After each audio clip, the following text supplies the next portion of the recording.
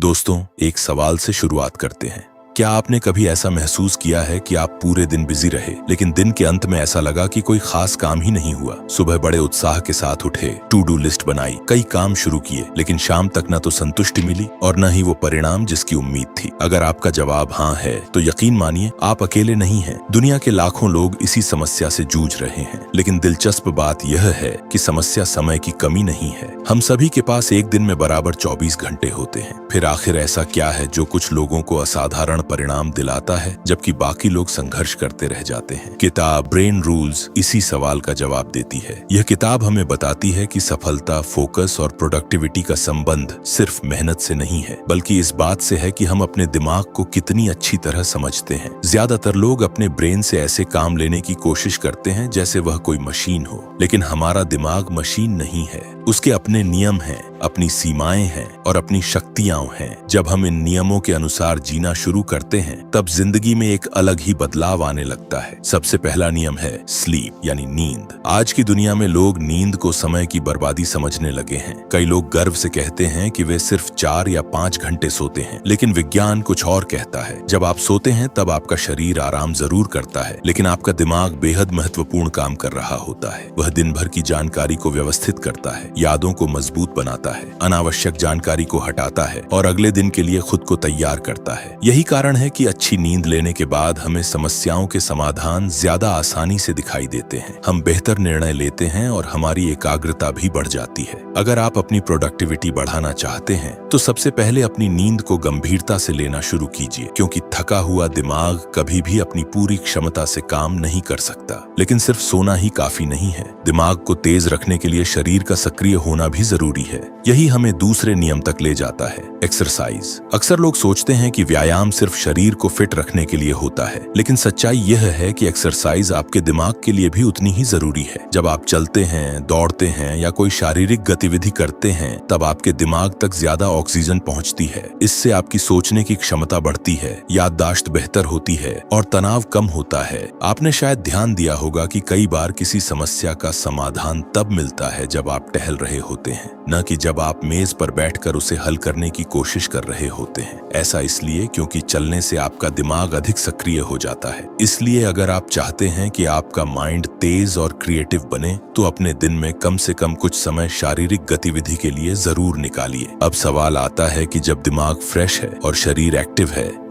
तब भी कई बार हम फोकस क्यों नहीं कर पाते? इसका जवाब तीसरे नियम में छिपा है, एक समय में एक काम। आज की दुनिया हमें मल्टीटास्किंग सिखाती है। हम एक साथ कई चीजें करने की कोशिश करते हैं, फोन भी देख रहे होते हैं, काम भी कर रहे होते हैं और किसी दूसरे विषय के बारे में भी सोच रहे होते हैं। लेकिन हमारा दिमाग वास्तव में मल्टीटास्किंग नहीं कर सकता। वह सिर्फ बहुत तेजी से एक काम से दूसरे काम पर स्विच करता है और हर बार स्विच करने में ऊर्जा खर्च होती है। यही कारण है कि दिन के अंत में हम थक जाते हैं, लेकिन परिणाम कम मिलते हैं। असली प्रोडक्टिविटी तब आती है जब आप एक समय में सिर्फ एक काम पर पूरा ध्यान देते हैं। जब आप किसी काम में पूरी तरह डूब जाते हैं, तब आपका प्रदर्शन कई गुना बढ़ जाता है। यही वह अवस्था है जिसे कई विशेषज्ञ डीप वर्क कहते हैं। लेकिन फोकस को नष्ट करने वाली एक और चीज है, और वह है तनाव। चौथा नियम हमें सिखाता है कि तनाव को संभालना सीखिए, वरना तनाव आपको संभालने लगेगा। थोड़ी मात्रा में तनाव उपयोगी हो सकता है, क्योंकि वह हमें सतर्क रखता है, लेकिन लगातार तनाव हमारे दिमाग को नुकसान पहुंचाता है। यह हमारी याददाश्त कमजोर करता है, निर्णय लेने की क्षमता घटाता है और रचनात्मकता को कम कर देता है। सबसे बड़ी समस्या यह है कि हम तनाव को अक्सर नजरअंदाज कर देते हैं। हम सोचते हैं कि सब ठीक है, जबकि अंदर ही अंदर हमारा दिमाग लगातार दबाव महसूस कर रहा होता है। इसलिए अपने जीवन में ऐसे समय जरूर बनाइए जब आप खुद से जुड़ सकें। कुछ मिनटों की शांति, गहरी सांसें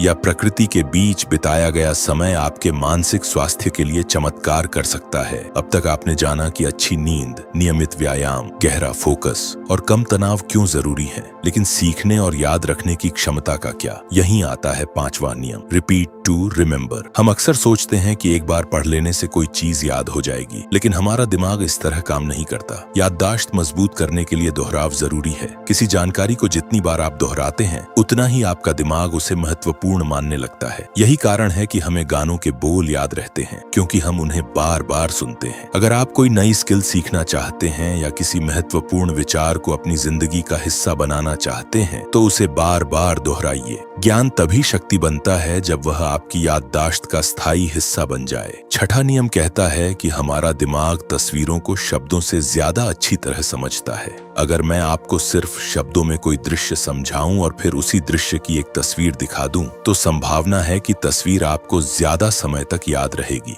यही कारण है कि चार्ट्स, डायग्राम्स, माइंड मैप्स और विजुअल नोट्स इतने प्रभावी होते हैं। जब आप किसी जानकारी को विजुअल रूप में देखते हैं, तो आपका दिमाग उसे जल्दी समझता है और लंबे समय तक याद रखता है। इसलिए अगर आप सीखने की गति बढ़ाना चाहते हैं, तो सिर्फ पढ़िए मत, चीजों को विजुअलाइज करना भी सीखिए। 7वां नियम शायद सबसे दिलचस्प है। यह कहता है कि हमारे निर्णयों को लॉजिक से ज्यादा इमोशंस प्रभावित करते हैं। हम अक्सर मानते हैं कि हम पूरी तरह तर्कसंगत निर्णय लेते हैं, लेकिन वास्तविकता यह है कि भावनाएं हमारे अधिकांश कार्यों के पीछे छिपी होती हैं। जब किसी लक्ष्य के साथ आपका भावनात्मक जुड़ाव होता है, तब उसे हासिल करने के लिए मेहनत करना आसान हो जाता है। लेकिन जब कोई लक्ष्य सिर्फ एक जिम्मेदारी बनकर रह जाता है, तब उसे पूरा करना कठिन लगता है। इसलिए अपने हर बड़े लक्ष्य के पीछे मौजूद भावनात्मक कारण को खोजिए। खुद से पूछिए कि यह लक्ष्य आपके लिए इतना महत्वपूर्ण क्यों है। जब आपको इसका जवाब मिल जाएगा, तब आपके अंदर काम करने की प्रेरणा भी बढ़ जाएगी। और अब आते हैं आखिरी नियम पर, जिसे बहुत से लोग नजरअंदाज कर देते हैं। ब्रेन नीड्स ब्रेक्स, यानी आपके दिमाग को आराम चाहिए। आज की दुनिया में लगातार काम करते रहना एक उपलब्धि की तरह दिखाया जाता है, लेकिन सच यह है कि हमारा दिमाग लगातार उच्च स्तर पर काम नहीं कर सकता।